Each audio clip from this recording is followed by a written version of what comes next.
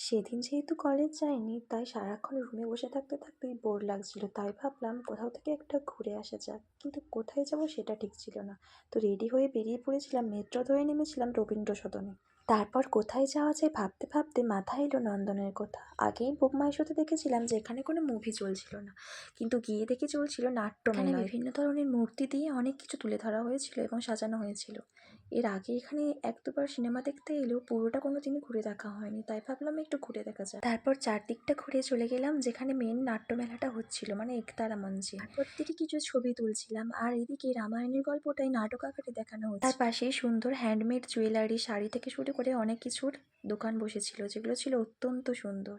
তারপর এদিকে আরও একটা গানের নাচের আয়োজন হয়েছিল, যেখানে সবাই মিলে গান করছিল, এর সাথে দর্শকরাও তাল দিয়েছিল। আর এটা যেহেতু মেলার শেষ দিন ছিল তাই আরও বেশি মেতে উঠেছিল। সন্ধে হয়ে যাওয়ায় সেখান থেকে আমরা বেরিয়ে আসি, কারণ বাড়ি ফিরতে হবে। আর এটা ছিল ফুড কোর্ট, সেখান থেকে একটা রোল খেয়েছিলাম। তারপর ফাইনালি মেট্রো ধরে বাড়ি চলে এলাম।